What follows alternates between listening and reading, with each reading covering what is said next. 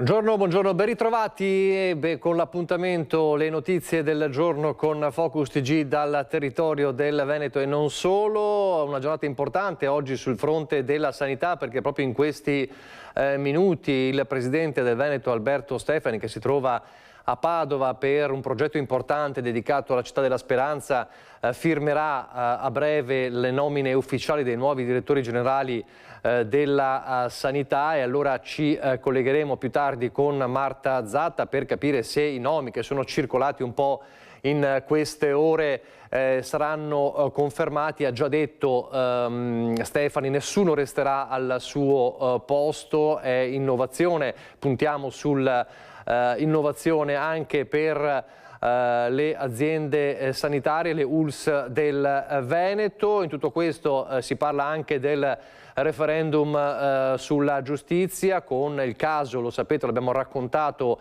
a Treviso, la polemica forte in tribunale per una sala, la sala della Corte d'Assise del Tribunale, prenotata dall'ANM per un convegno sul no, che ha una scelta che ha portato a una forte polemica dei fautori del sì e anche degli ordini degli avvocati. In questo momento, peraltro, a Spresiano, lo vediamo anche nelle immagini che ci arrivano da Spresiano, c'è il ministro della giustizia Carlo Nordio, che è a Spresiano per presentare anche il suo nuovo libro. Sta spiegando le ragioni della riforma della giustizia, ma sicuramente poi gli verrà chiesto anche di questa polemica interna a Treviso. Ne parleremo più tardi con Francesca Bozza.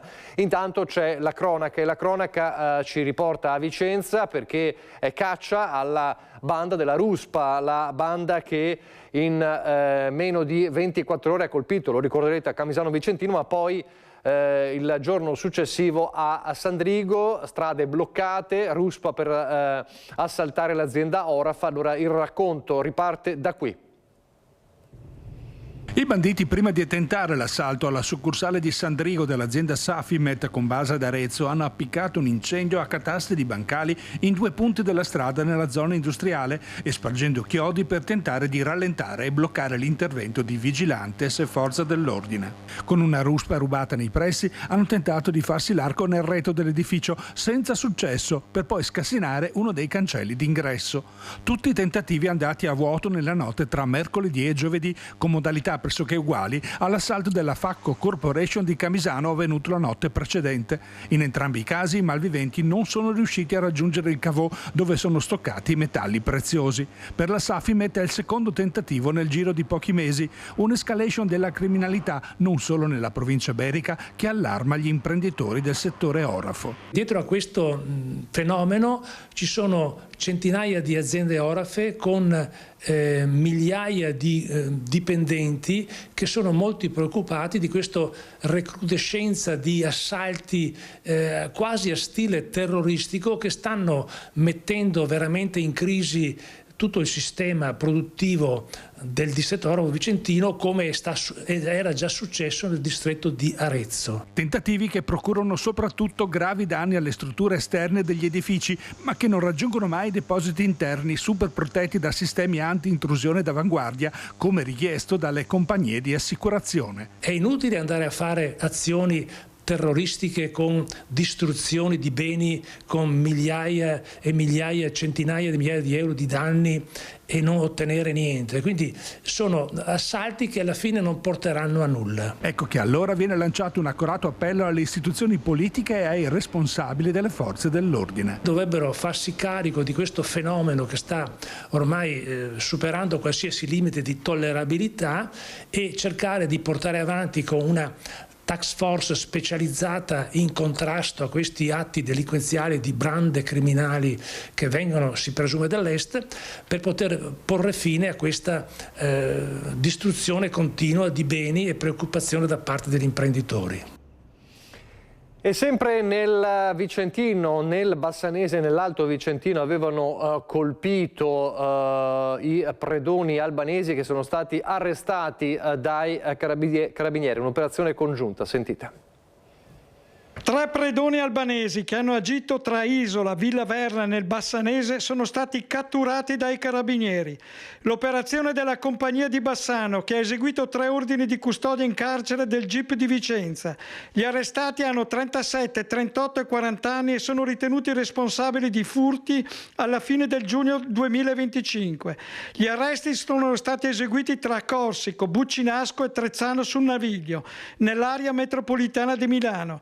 In un comunicato i carabinieri spiegano che nella notte tra il 25 e 26 giugno i 3, dopo aver manomesso e danneggiato il sistema di allarme e forzato una porta secondaria, si sono introdotti in un magazzino all'ingrosso di Isola, in via Vicenza, rubando 15.000 euro in contante, bottiglie di vino e champagne e materiale informatico per un bottino di 25.000 euro.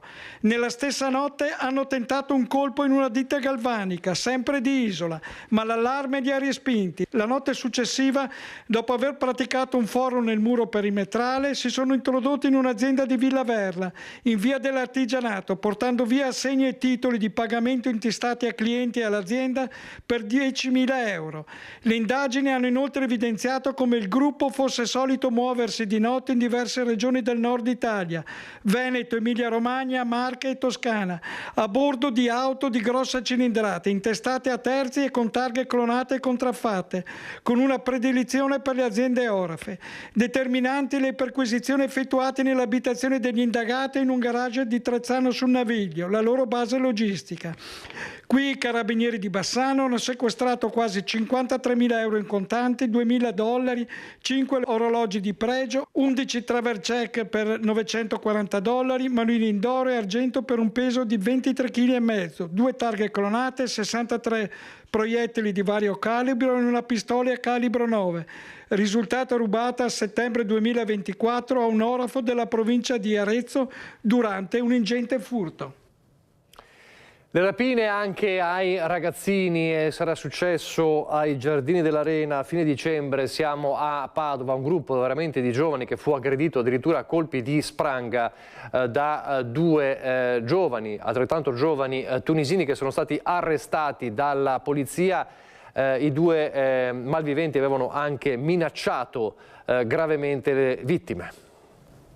Ricordati che con i tunisini non si scherza. Si erano allontanati con una nuova minaccia i 2 stranieri che lo scorso 21 dicembre hanno aggredito un gruppo di giovanissimi che stavano parlando tranquillamente tra di loro ai Giardini dell'Arena, 19 e 20 anni, ben conosciuti dalle forze dell'ordine.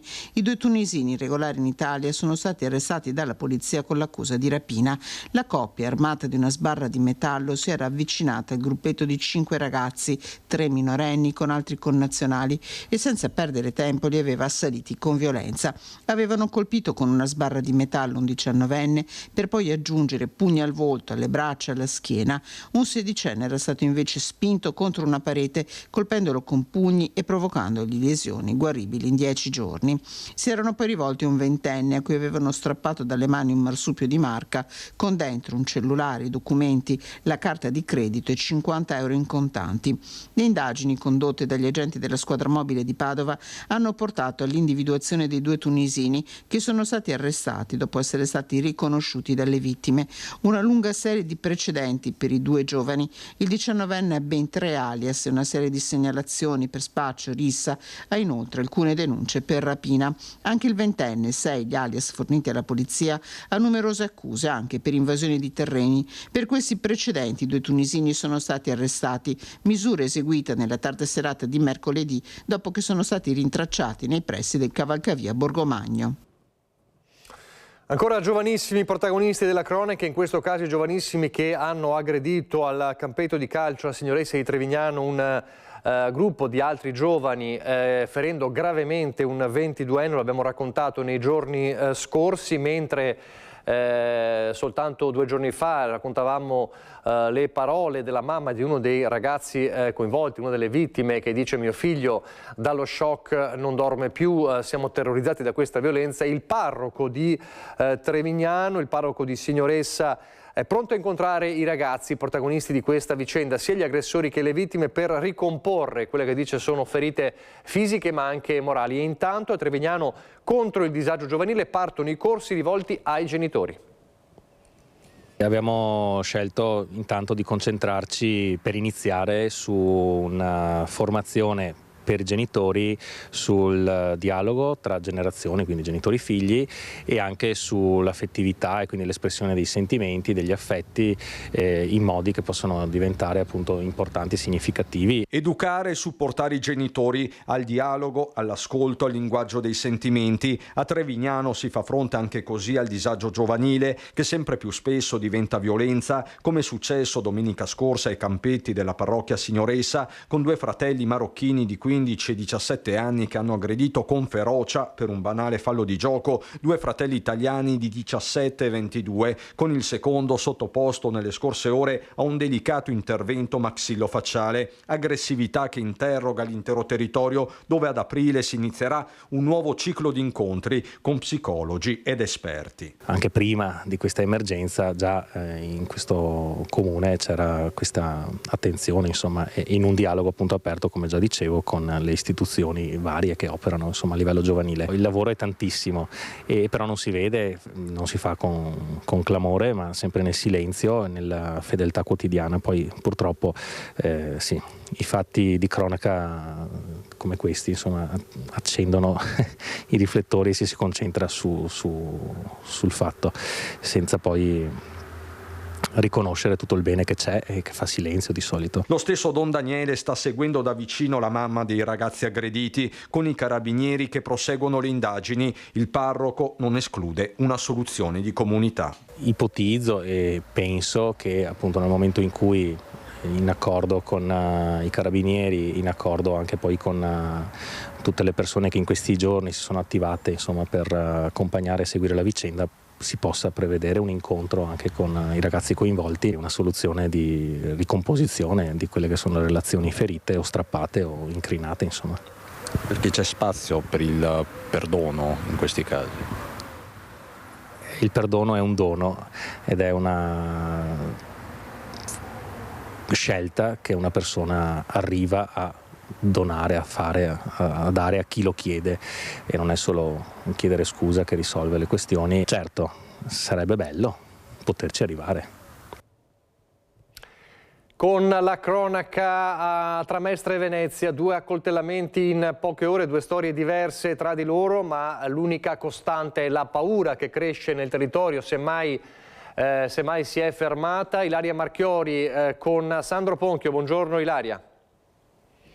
Buongiorno anche a te Nicola, buongiorno ai nostri telespettatori. Hai detto bene, 2 accoltellamenti a distanza di poche ore l'uno dall'altro, uno a Marghera, uno a Mestre. Ora ci troviamo a Mestre in quartiere Pertini. Ieri sera invece intorno alle 20:30 è avvenuto questo accoltellamento nella zona di Marghera, via Fratelli Bandiera, all'altezza del centro sociale Rivolta. Una donna che sarebbe stata accoltellata. Non sono ancora noti i motivi di questa lite, perché è avvenuto al culmine di una lite, dopodiché è stata portata all'ospedale di Mestre, l'ospedale All'Angelo, con diverse ferite di arma da taglio, ma non sarebbe in pericolo di vita. L'altro accoltellamento è avvenuto invece qualche ora prima, qui in quartiere Pertini, nella zona di via Gavagnin a Mestre, tra 2 ex fidanzati che vivono in uno di questi appartamenti del quartiere.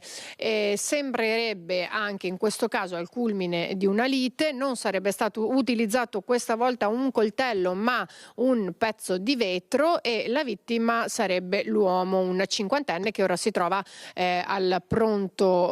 all'ospedale. È stato prima portato al pronto soccorso e poi ricoverato in ospedale sempre a Mestre in una condizione di gravità abbastanza importante, ma anche in questo caso non sarebbe in pericolo di vita. Qui insieme a me c'è il portavoce del Comitato Cittadino del quartiere Pertini, Giorgio Rocelli. Benvenuto Rocelli, grazie per essere qui. Lei conosce abbastanza questa coppia, che non è nuova a episodi di questo tipo. Sì, in effetti è una coppia un po' problematica e che ha avuto questa lite furibonda, sfociata in un collo di bottiglia rotta, e quindi sfondata sull'addome. Il ragazzo, diciamo, no? L'uomo, circa 50 anni, è ricoverato abbastanza grave all'ospedale all'Angelo e la signora invece è tradotta in carcere femminile a Venezia. Da che cosa emerge da questa vicenda? Che questa coppia si è lasciata tempo fa, ma però ormai condivideva comunque l'appartamento e sembra che lo stato di alterazione che avevano dovuto anche a abbondante alcol e la lite per l'appartamento, che è stato l'elemento scatenante, ha fatto sì di questa lite arrivata poi alle conclusioni che abbiamo appena detto. Ecco, quello su cui lei però vuole fare un appello, e lo facciamo ormai a quello che sarà il nuovo sindaco, visto che siamo anche in campagna elettorale, il fatto che nonostante voi come comitato qui nel quartiere Pertini abbiate cercato di fare tanto anche a livello personale, soprattutto negli ultimi anni, e l'abbiamo visto, non è sufficiente, perché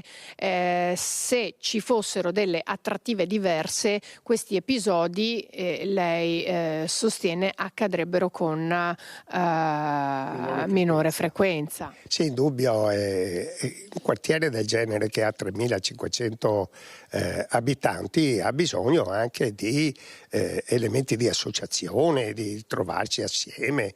Qui manca un cinema, un teatro, mancano gli uffici postali, manca uffici comunali, quindi rimane aperto solo l'unico, che è il bar. E noi invece come comitato di quartiere cerchiamo in tutti i modi di creare le condizioni di diversive, che non solo fermarsi al bar. Che non sempre la sosta al bar può essere positiva. Indubbiamente, no? E si devono creare condizioni diverse. E chiediamo proprio ai candidati sindaci di avere massima attenzione a quartieri popolosi come questo, dove dobbiamo avere un colloquio, vedere che cosa può servire, trovare soluzioni anche diverse, e quindi di intrattenimento, di associazioni, di volontariato, vediamo assieme, perché altrimenti rimangono solo ed esclusivamente i bar, e quindi escludersi dalla società. Questo noi cerchiamo di veicolare nel quartiere, conferenze, libri, insomma attività ludiche. Genere.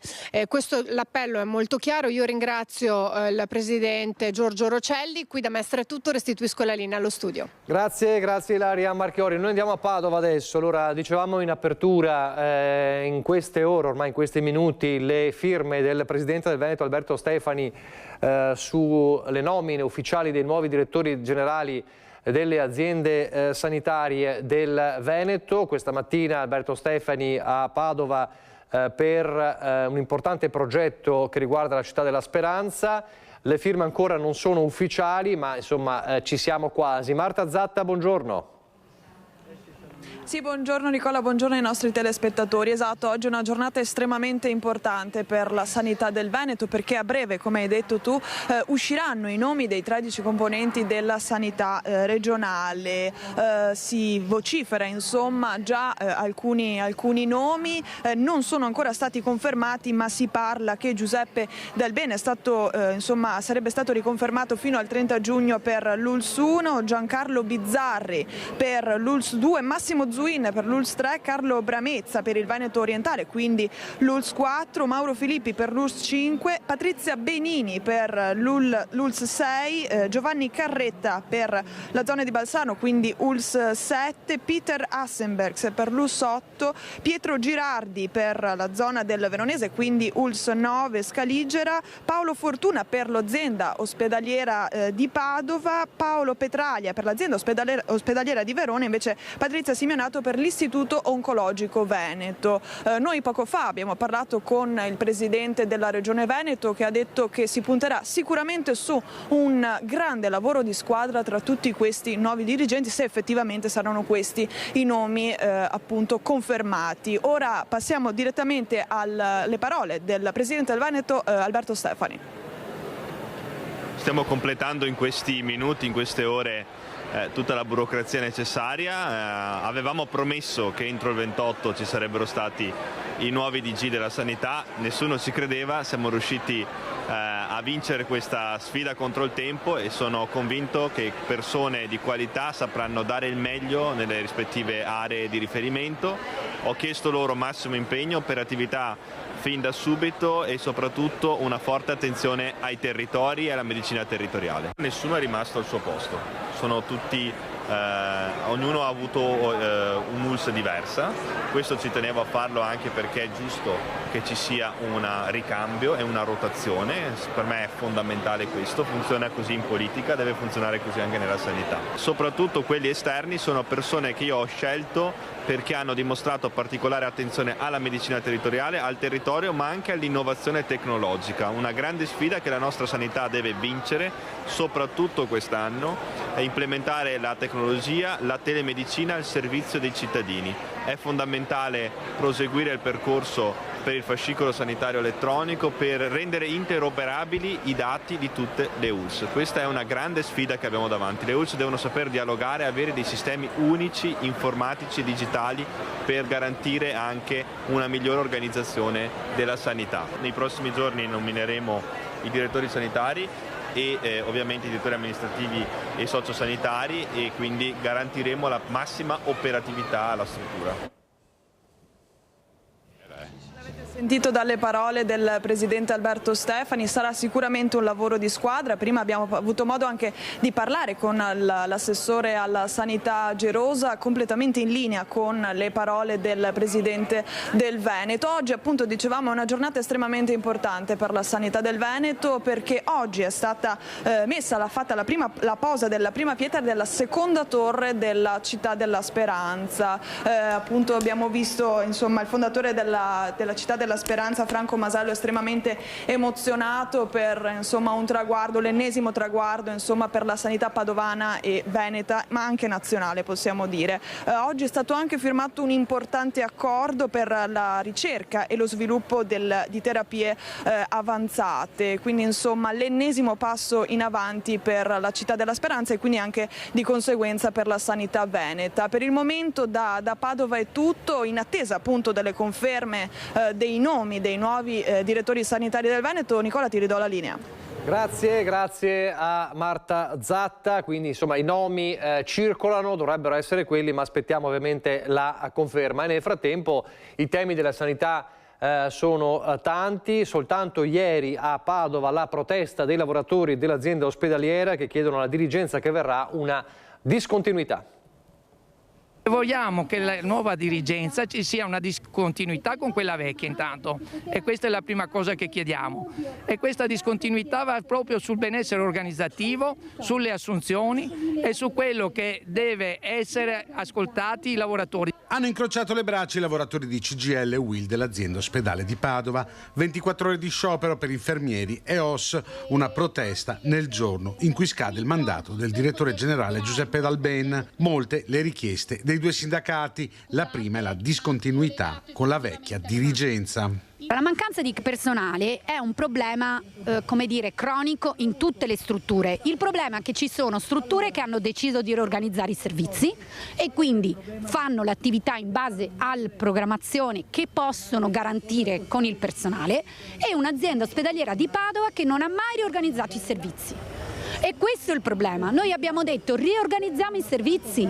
Cosa vuol dire riorganizzare i servizi? Vuol dire decidere di l'attività, rimodularla in base al personale che hai. La carenza di personale è forte. L'azienda ospedaliera rischia inoltre di perdere attrattività per i propri lavoratori. Io sono venuta da Roma in questa azienda perché credevo fosse, e credo tuttora, che sia una delle migliori in Italia, proprio perché è un'eccellenza. Il problema di questa azienda è che l'eccellenza è fatta da poche persone, perché noi siamo veramente pochi infermieri, pochi fisioterapisti, pochi radiologi non vengono assunti, e il problema è dici non ci sono infermieri perché lo stipendio è basso, è il più basso nell'azienda ospedaliera di Padova, è lo stipendio più basso di tutto il Veneto, e solo questo porta i ragazzi giovani neolaureati che hanno studiato e hanno creduto e vogliono investire a dire chi me lo fa fare di andare qui quando posso andare in qualsiasi altra azienda.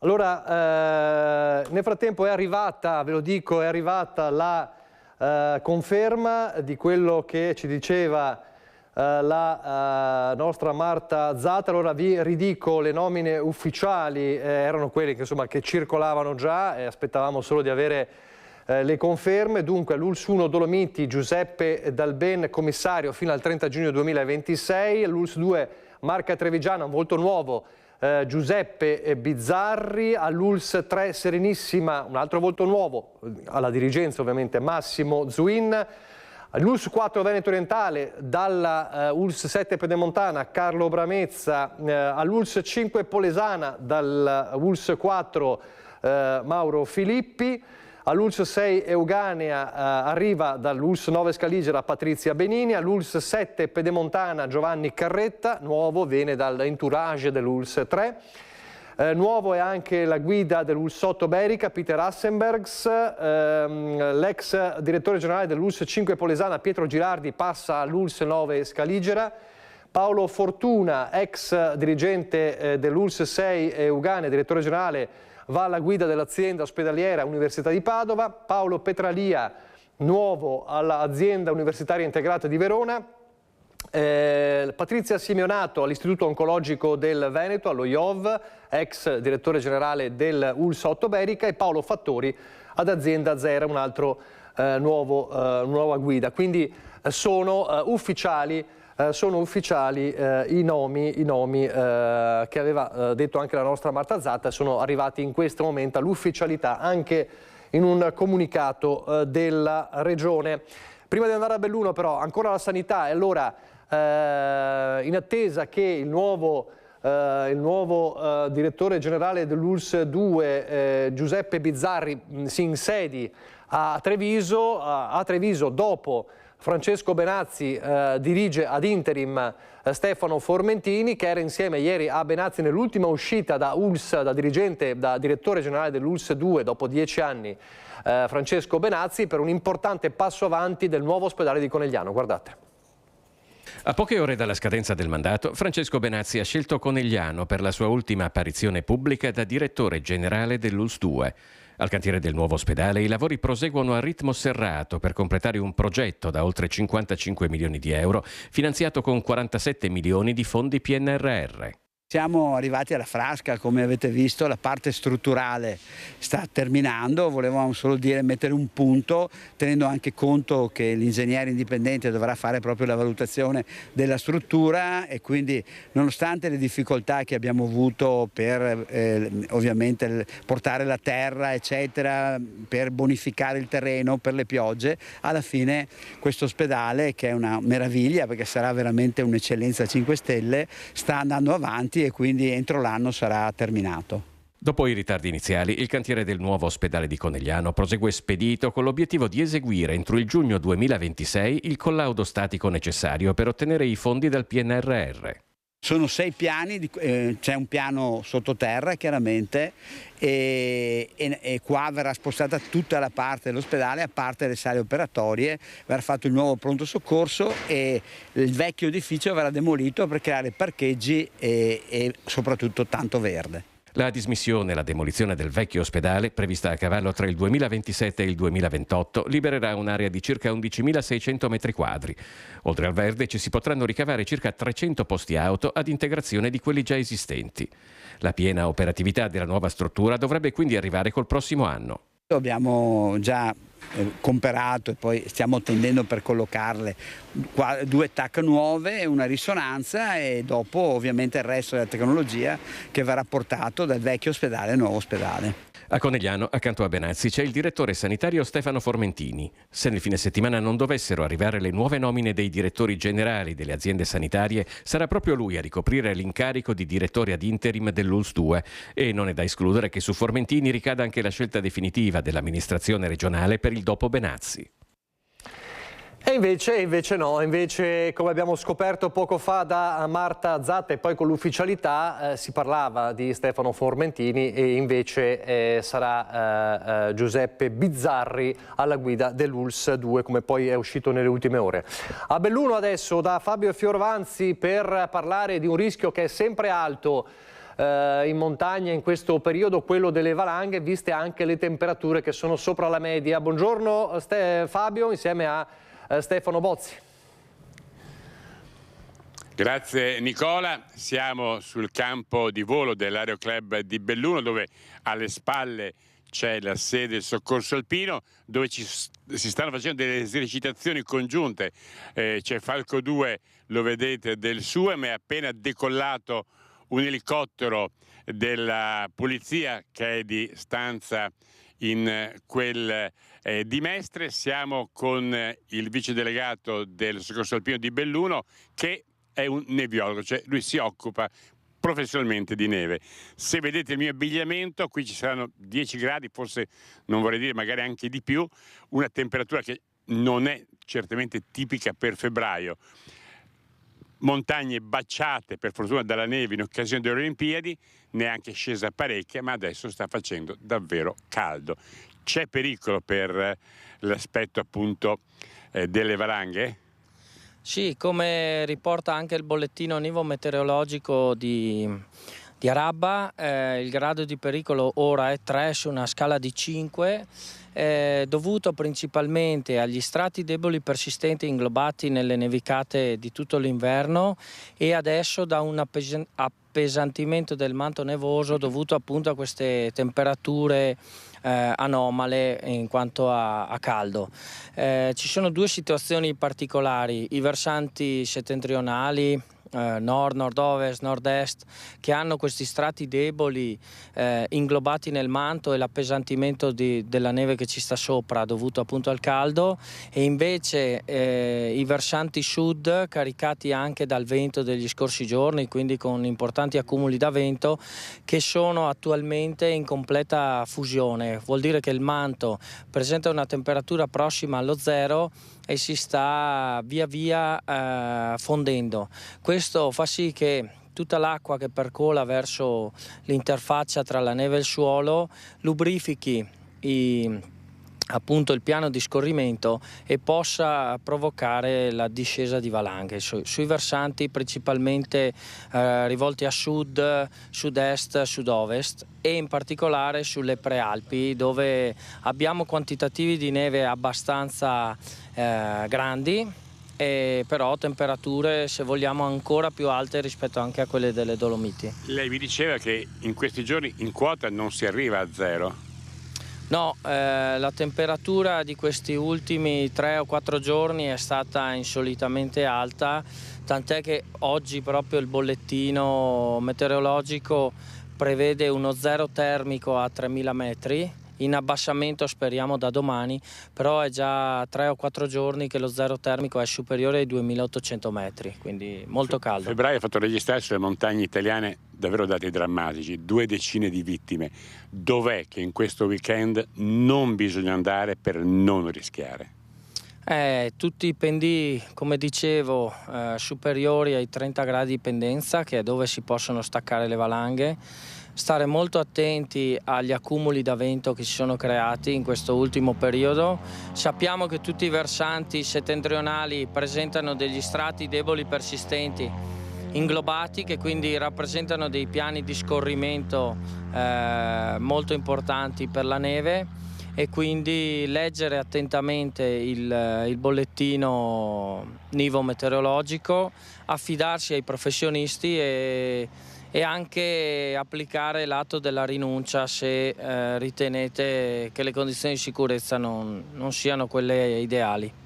No, invece vorrei lasciare un attimo l'aspetto riguardante le frane, appunto le valanghe, il rischio di cui abbiamo parlato, per parlare di una strada che sarà sicuramente cara come interesse al pubblico di Rete Veneta, che è quella per il Monte Grappa, perché lei l'ha ispezionata da poco. Sì, come ho detto, la situazione sulle prealpi in generale è abbastanza complicata, come anche in Dolomiti. Anche lei mi ha detto che sul Monte Grappa proprio le è arrivata giù una valanga davanti agli occhi praticamente. In questi giorni, sì, sui pendii esposti al sole si possono notare degli scaricamenti e delle valanghe in maniera abbastanza frequente, dovuti proprio a queste temperature alte che stanno facendo fondere il manto, che scivola sui pendii erbosi tipici del Monte Grappa, soprattutto nella parte cacuminale della montagna. Monte Grappa, strada chiusa, invece aperti e, mi diceva, relativamente tranquilli i passi dolomitici. Sì, in Dolomiti la situazione è un po' più tranquilla per quanto riguarda la viabilità, perché il pericolo riguarda ancora, come detto dal bollettino, gli ambiti non controllati della montagna, ma la viabilità è gestita e se aperta, insomma, vuol dire che ha un certo grado di sicurezza. Da Belluno è tutto, grazie per la linea che la restituiamo allo studio. Grazie mille, grazie a Fabio Fioravanti, grazie al tuo ospite, grazie a Stefano Bozzi. Velocissima pausa pubblicitaria, ripartiremo dalla polemica sul referendum giustizia a Treviso e poi di nuovo la cronaca.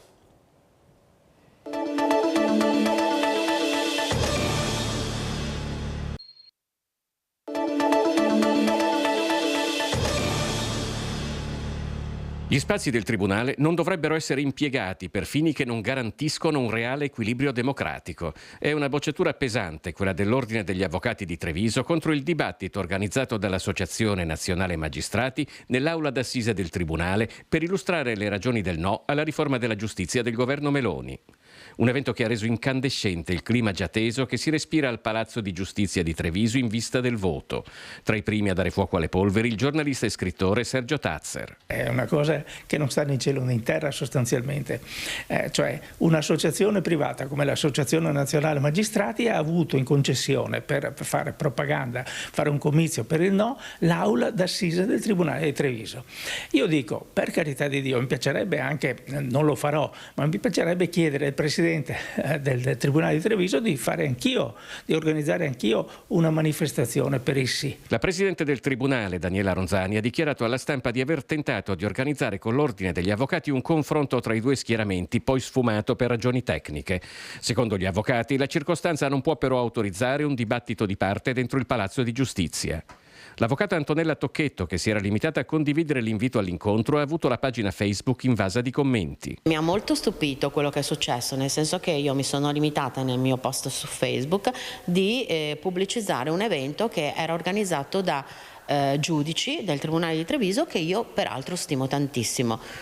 Si è scatenato il putiferio perché pare che, non essendoci le due posizioni, non si potesse fare in un'aula istituzionale come il Tribunale, ma io mi rifaccio alle parole della Presidente del Tribunale, che dice, la dottoressa Ronzani, che dice di esserci state tutte le autorizzazioni dovute. L'autorizzazione all'uso dello spazio, dove parleranno il procuratore di Belluno, Massimo De Bortoli, Maria Teresa Cusumano, giudice ordinario a Treviso, ed Enrico Minnei, professore di diritto costituzionale a Padova, è arrivato dopo una consultazione con la Corte d'Appello di Venezia. Non so se paghino. Io, per esempio, come Presidente dell'Associazione Culturale Fratelli Rosselli di Treviso, pago sempre. Eccola qua, per esempio, ho tirato fuori 45 euro per l'aula, per un'aula a Castelfranco Veneto, più o meno la stessa cosa per la Sala Guadagnin. Per marcare la distanza, l'Ordine degli Avvocati di Treviso ha deciso di organizzare la mattina del 14 marzo un evento pubblico in cui verranno messe a confronto le varie opinioni al Palazzo dei 300. L'incontro al Tribunale del 5 marzo rimane comunque aperto al pubblico, compresi i sostenitori del sì, anzi forse proprio la loro presenza potrebbe rendere l'incontro più interessante e completo. Un dibattito fatto nelle aule del Tribunale sveste un po' le ragioni politiche. A volte noi nella televisione ci accapigliamo tra fazioni politiche e questo non aiuta l'informazione, ma lì ci sono degli specialisti del diritto, avvocati e giudici, che forse per il cittadino sono più utili perché entrano proprio nel tema del referendum dal punto di vista tecnico. Quindi sono molto stupita di quello che sta succedendo e auspico che vengano abbassati i toni. E vedremo se verranno abbassati i toni in queste ore, in questi giorni. Nel frattempo torniamo alla cronaca: un'automobile è finita sui binari della ferrovia a Cassola, per fortuna senza conseguenze. È stata probabilmente la nebbia che gravava da ore su tutta la zona a far perdere l'orientamento ad un automobilista in transito a Cassola. Nella tarda serata di ieri il conducente di una station wagon che dal centro del capoluogo era diretto verso sud ha svoltato verso sinistra. Stringendo eccessivamente la curva in uscita da via Papa Giovanni XXIII ha imboccato la strada ferrata verso Castelfranco all'altezza del passaggio a livello anziché via Grande. Sul posto sono arrivati rapidamente i vigili del fuoco di Bassano che hanno messo in sicurezza la vettura e la rete ferroviaria su cui la circolazione dei treni è stata temporaneamente interrotta. In supporto sono arrivate anche le forze dell'ordine con i tecnici della rete ferroviaria. L'intervento senza conseguenze per le persone si è concluso in circa 2 ore. E ha riguardato la ferrovia anche l'incidente avvenuto ieri mattina a Due Ville col bus carico anche di studenti che si è incastrato tra le sbarre del passaggio a livello. Un problema per tutti i pendolari che vanno a lavorare, devono arrivare, perché dopo a lavorare loro non è che capiscono che è successo questo incidente, anzi non se ne sbattono. E purtroppo le persone restano male per tutto il giorno per quello che è successo per colpa di qualcun altro. La rabbia dei pendolari che a Due Ville non sono riusciti a raggiungere in tempo scuole e posti di lavoro a causa di un incidente avvenuto nel passaggio a livello nei pressi della stazione. Alle 7:30 circa un bus carico di studenti ha cercato di attraversare i binari della linea Vicenza-Schio, nonostante una delle sbarre fosse rimasta bloccata a terra per un guasto. In attesa dell'arrivo degli operai per il ripristino, il passaggio a livello era presidiato dai carabinieri che regolavano il traffico a senso unico alternato. Pur muovendosi con massima prudenza, l'autista non è riuscito a completare la manovra nel varco in un tratto di strada inclinato, finendo in retromarcia contro la seconda sbarra che con la punta ha perforato il vano motore, provocando la fuoriuscita di olio sulla carreggiata. Mentre si attendeva l'arrivo dei vigili del fuoco per mettere in sicurezza l'area, un secondo pullman è stato fatto convergere per ridurre il disagio dei tanti studenti che occupavano il mezzo pubblico. SVT ha dichiarato di aver contenuto il ritardo in circa 20 minuti. Il traffico dei treni però è stato sospeso fino a metà giornata, con lunghe code di automobilisti in via Roma. Una mattinata di passione per un guasto di passaggi a livello che si ripete troppo spesso per i cittadini. I passaggi a livello a Due Ville, come stava cercando, sono un problema da sempre. Bloccano la viabilità e adesso questi ultimi anni con l'elettrificazione parziale è un po' migliorata. Però sempre bisogna fermarsi e alcune ore ci sono delle file. Succedono queste cose perché via vai di traffico avanti e indietro, può succedere incidenti, di questo caso è che provocano disagi tante persone. Ci vorrebbe appunto qualcosa insomma da eliminare questo. Ecco, mi scusi ma hanno aperto. A proposito di trasporto pubblico, oggi pomeriggio una manifestazione di cittadini, famiglie e studenti per protestare contro i disservizi di SVT, chiedono un incontro in prefettura. Allora, prima della manifestazione sul posto con gli organizzatori Daniele Garbin e Andrea Benetti. Trasporto pubblico e diritto allo studio. Ecco, su questo abbinamento oggi pomeriggio ci sarà una manifestazione qui davanti all'autostazione SVT di Vicenza, come Raffaele Colombara, consigliere comunale e soprattutto promotore assieme ai genitori che hanno indetto questa manifestazione. Buongiorno, innanzitutto si parla di situazioni critiche varie, gli argomenti, si parte dalla settimana corta che è il progetto che probabilmente partirà dal prossimo anno, ma non solo, voi contestate un po' alti disservizi a seconda del numero di autobus insufficienti, costi degli abbonamenti, così possibilità di non coincidenza. Ecco, quali sono i motivi per cui scendete in piazza? Ma il motivo è che fondamentalmente lei ha elencato già tanti di questi problemi ed il problema è oggi che il trasporto scolastico è un trasporto che ha bisogno di essere rivisto e di essere potenziato anziché tagliato come sembra stia avvenendo. Voi avete anche così lanciato una petizione un mese fa circa, siete contenti? Come sta andando questo? Ma la petizione sta andando molto bene, abbiamo superato 1800 firme, questo dice di un dato, dice che c'è un problema reale, che è un problema diffuso non solo nella città ma nella provincia, infatti avremo persone che vengono oggi anche dalla provincia ed è un tema che tocca da vicino tantissime famiglie, perché vuol dire per gli studenti a volte alzarsi anche un'ora prima perché non sono sicure delle coincidenze, per le famiglie riorganizzare in funzione di orari che non funzionano, insomma ci sono tanti problemi e oggi è l'occasione per presentarli. È un problema che riguarda solo gli studenti in maniera specifica, l'invito è rivolto a tutta la città e anche agli altri utenti del servizio di trasporto pubblico? Ma io credo che noi parliamo di servizio di trasporto scolastico, ma è un punto all'interno del servizio più complessivo del servizio del trasporto ai cittadini. Allora oggi dobbiamo ben pensare che si parla di ambiente, si parla di vita che deve essere ben conciliata tra lavoro eccetera, tutte queste cose. Bene, il trasporto è un punto nodale in questo, e però per far bene questo ci vogliono investimenti, ci vogliono nuove visioni e non tagli. Allora, per concludere, voi comunque al di là della protesta rendevi visibili, avete delle richieste, soprattutto chiedete che cosa ai diretti interessati, i proprietari della società SVT che sono provincia e comune, ecco, chiedete un tavolo?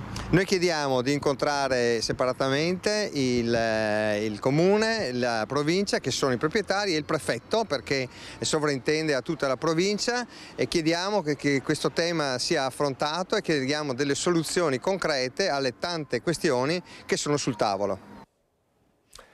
Un'altra breve pausa pubblicitaria, l'ultima e poi di nuovo in diretta.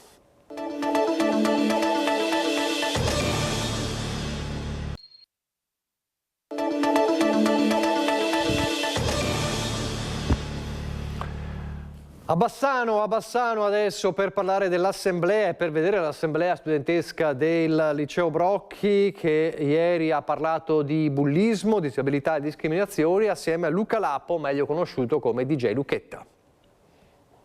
Lezione d'eccezione per studenti e studentesse del Liceo Brocchi che hanno incontrato alla CMP Arena Luca Lapo, meglio conosciuto come DJ Lucky Luchetta, in prima linea nella lotta alle discriminazioni e al bullismo, nella divulgazione dell'inclusione e del rispetto, un'esperienza di vita raccontata attraverso parole e musica.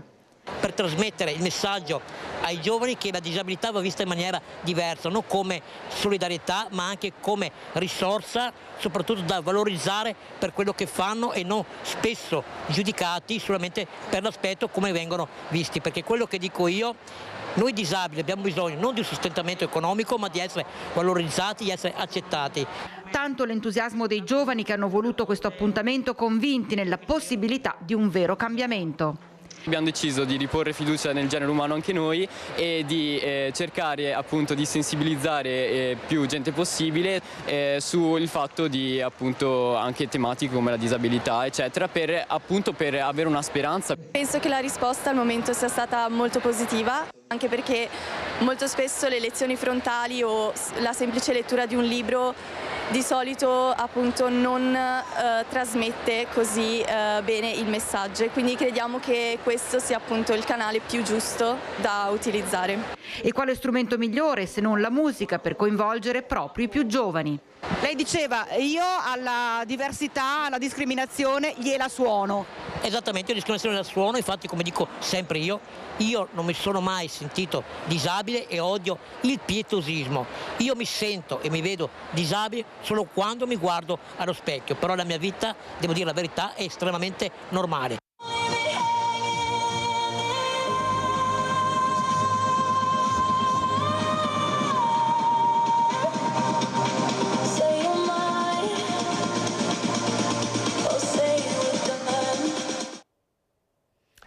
Ancora Vanessa Banzato, ancora Bassano del Grappa, stavolta però lo scenario è quello del Ponte Vecchio perché è una giornata importante sul fronte alpino. Buongiorno Vanessa.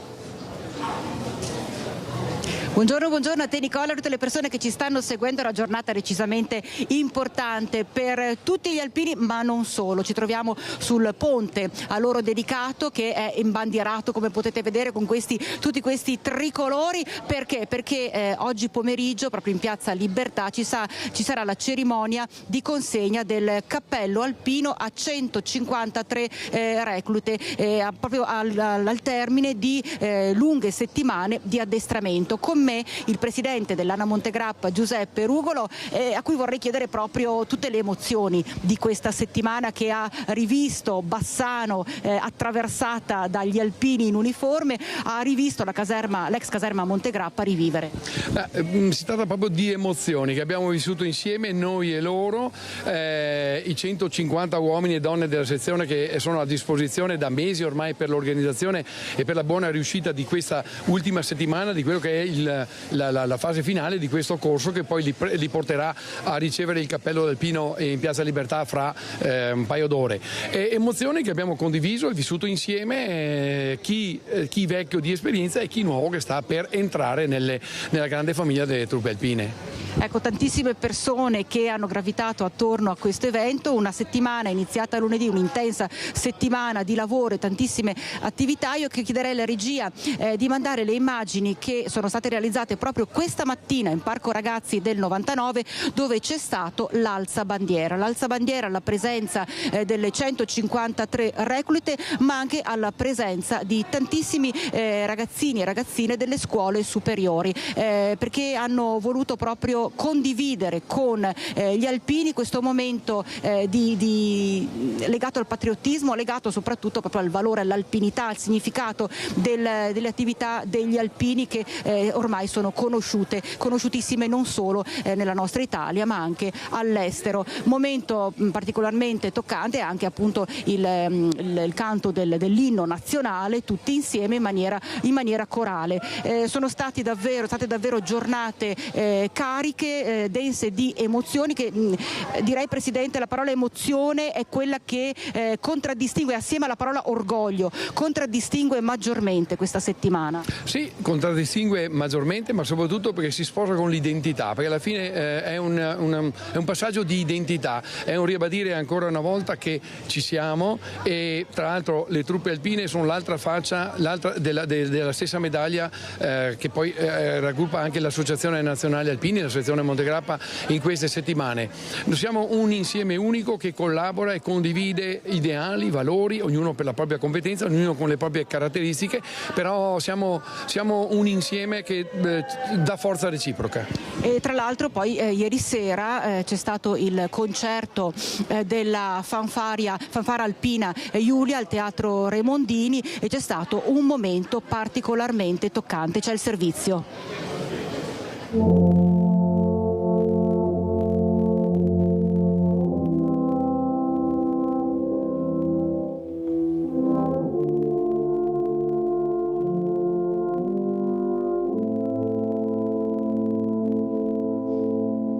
Una toccante esecuzione del Signore delle Cime del maestro Beppi De Marzi è stato il momento clou del concerto della fanfara alpina Giulia, che si è esibita al Teatro Remondini nell'ambito delle attività in programma nella settimana della consegna del cappello alpino alle 153 reclute da lunedì in città.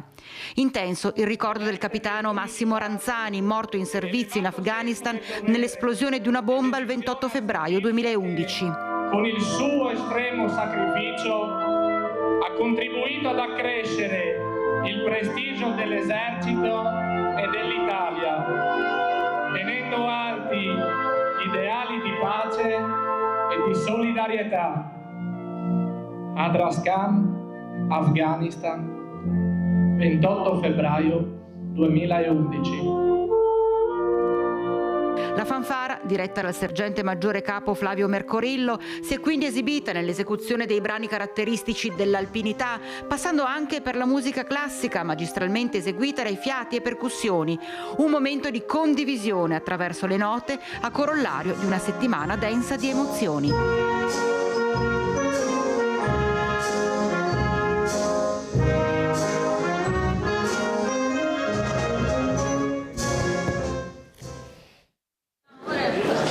Ecco, Presidente, è stato davvero un concerto carico di intensità, quello di ieri al Teatro Remondini, ma ci dica un attimino anche tra pochissimo come si svolgerà il tutto. Allora, fra poche ore ci si ritroverà qui, verrà formato lo schieramento qui sul ponte Palladiano, il ponte degli Alpini, dove verranno resi gli onori al gonfalone della città di Bassano, al Labro Nazionale, al vessillo della sezione Metagrappa, alla bandiera d'istituto, per poi cominciare la sfilata, attraversare il ponte, poi si agganceranno anche gli alti vessilli di sezioni presenti, i gagliardetti, per accedere a Piazza Libertà, dove verrà formato lo schieramento e dove accederanno a Piazza Libertà i 153 allievi, affiancati dai 153 veci alpini che consegneranno il cappello d'alpino. Questa in sintesi è lo sviluppo della cerimonia che avverrà fra un paio d'ore qui in città. E allora Nicola, noi ovviamente tra pochissimo saremo presenti e seguiremo proprio questa intensa cerimonia che va a chiudere la settimana dedicata interamente alle penne nere. Da Bassano del Grappa, dal Ponte degli Alpini è tutto, ti ricedo la linea. Grazie Vanessa Bazzato, ovviamente questa sera il racconto di questa giornata particolare. Noi andiamo a Padova invece, dove continuano le riprese del film che racconta la vicenda di Giulia Cecchettin.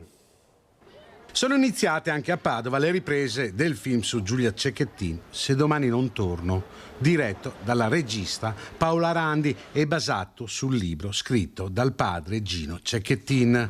Riprese nel cuore della città, in mattinata lungo Via del Santo all'interno di una birreria, poi nel pomeriggio attori e maestranze si sono spostate in via Altinate, dove sono state girate altre scene. Via del Santo, a 2 passi dalla Basilica di Sant'Antonio, è una delle location dove si sta girando il film su Giulia Cecchettin. Per permettere ai mezzi della produzione di avvicinarsi ai set, ci sono state delle modifiche al traffico e agli stalli di sosta, cambiamenti che non hanno però creato disturbo ai negozianti della zona. Tutto sommato la strada è abbastanza libera, ho visto anche le macchine che comunque riescono a passare senza problemi. Io avevo più che altro paura perché avevo i miei fornitori che dovevano consegnarmi appunto la merce, invece non c'è stato nessun problema. Mi fa solo piacere perché ci avevano avvisati per tempo, diciamo la zona era preparata, sì, non c'è nessun problema, anzi. A poco più di 2 anni dall'omicidio di Giulia Cecchettin, anche a Padova è forte il ricordo per la sua giovane vita spezzata. Io sono una mamma e non vorrei mai al mondo che succedesse a nessuno una cosa del genere, perché sono cose che non neanche da trasmettere, proprio perché sono così pesanti che mi fanno venire l'angoscia a me, ecco. È tutto anche per questa edizione, grazie per averci seguito, arrivederci.